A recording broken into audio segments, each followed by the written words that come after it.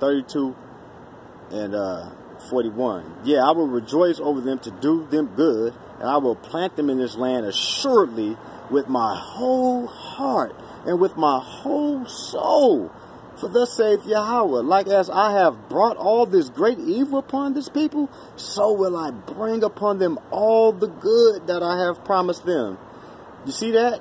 That promise again. And fields shall be bought in this land, whereof ye say, it is desolate without man or beast. It is given into the hand of the Chaldeans. Men shall buy fields for money and subscribe evidences and seal them and take witnesses in the land of Benjamin and in the places about Jerusalem and in the cities of Judah and in the cities of the mountains and in the cities of the valley and in the cities of the south. For I will cause their captivity to return, saith YaHaWah. All right. All right, let's go over to chapter 33.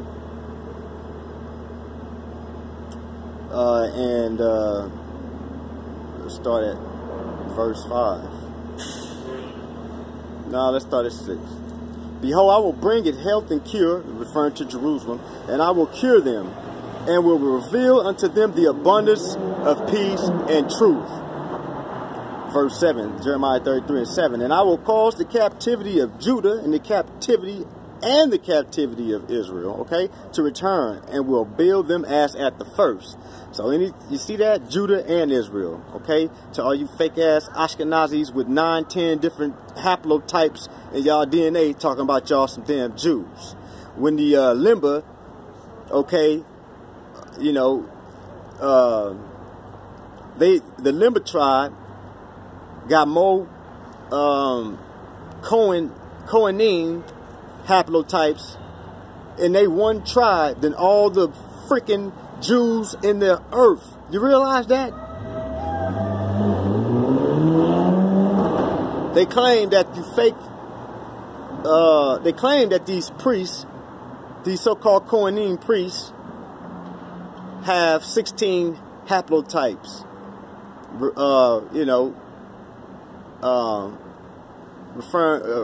16 haplotypes descending from the priests of Israel. Well, the Limba, all their males got 17 haplotypes, meaning that they have genes that are more ancient and of a greater lineage than all the other Kohanim in the world. And the tribe of the Limba have more of it in their tribe than all the other priests in the world combined. You see that? All right, and guess what? The Limba got one haplotype. And you blasphemous Ashkenazi Jews don't want to admit that the Limba and their priests, the haplotype that they have is E1B1A, and all the other Kohanim in the world don't got E1B1A. Okay? Though none of the other Kohanim, or perhaps they do have E1B1A, okay? However, the rest of these Jews don't have E1B1A. They got all these other haplotypes from like J's and I's and all this other stuff. Okay, but the priests, like we see in the Limba, got E1B1A. Okay? So, it's the seed of Israel that's proven to be possessors of the haplotype E1B1A. All right.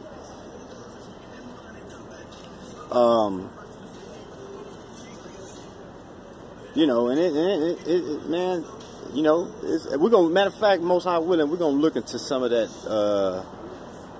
you know, DNA and genetic research. Probably tonight too. Matter of fact, after we wrap this up, because you know it's something that I've been wanting to do for a long time, man. We're gonna take a look at this and break down some of them lies, expose the truth. All right, promote the truth, expose them lies. All right.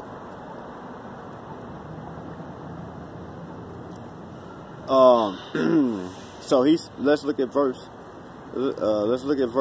7 again. And I will cause the captivity of Judah and the captivity of Israel to return, and will build them as at the first. And I will cleanse them from all their iniquity whereby they have sinned against me, and I will pardon all their iniquities whereby they have sinned and whereby they have trespassed against me. And it shall be to me a name of joy, a praise, and an honor before all the nations of the earth, which shall hear all the good that I do unto them. And they shall fear and tremble for all the goodness and for all the prosperity that I procure unto it. Alright, so you see, you Christians, this don't fit the Ashkenazis' so-called claim that their Jews haven't returned. Because in this prophecy, it don't describe just Judah being appraised in the earth. Y'all claim that the Ashkenazis in the land of Israel fulfills the prophecy of the people returning, of Judah returning. Okay? But the Most High said he was going to cause Judah and Israel to return. Judah and Israel to be appraised. So your one tribe praise, Ashkenazi blasphemous Jew, ain't working. The praise of the one so-called tribe of Judah, Ashkenazi Jew, is a false praise that you people are giving. Y'all worshiping the beast, alright? Y'all praising the beast. Y'all not praising the Most High and his son YaHaWaHs, okay? Because Ashkenaz ain't the Lord's brother, man. Straight up. Alright? So that don't fit what's going on today. But when YaHaWaHs returns, alright, the glory he puts on his people Israel, that will fit the praise described in this passage. And it shall be to me a name of joy, a praise, and an honor before all the nations of the earth, which shall hear all the good that I do unto them, and they shall fear and tremble for all the goodness and for all the prosperity that I procure unto it.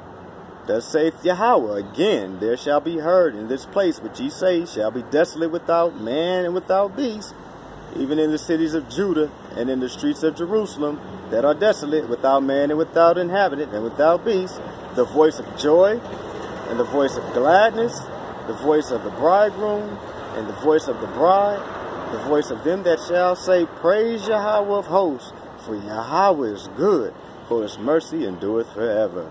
And of them that shall bring the sacrifice of praise into the house of Yahweh, for I will cause to return the captivity of the land as at the first, saith Yahweh.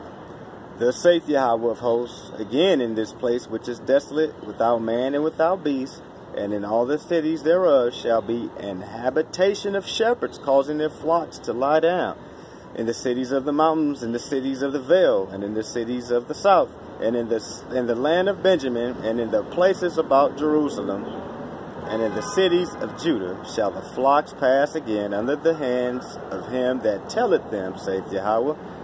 Behold, the days come, saith Yahweh, that I will perform that good thing which I have promised unto the house of Israel and to the house of Judah. In those days and at that time will I cause the branch of righteousness to grow up unto David, and he shall execute judgment and righteousness in the land. In those days shall Judah be saved, and Jerusalem shall dwell safely, and this is the name wherewith she shall be called, Yahweh our righteousness. For thus saith Yahweh, David shall never want a man to sit upon the throne of the house of Israel, neither shall the priests, the Levites, want a man before me to offer burnt offerings, and to kindle meat offerings, and to do sacrifice continually. Okay? And the word of Yahweh came unto Jeremiah, saying,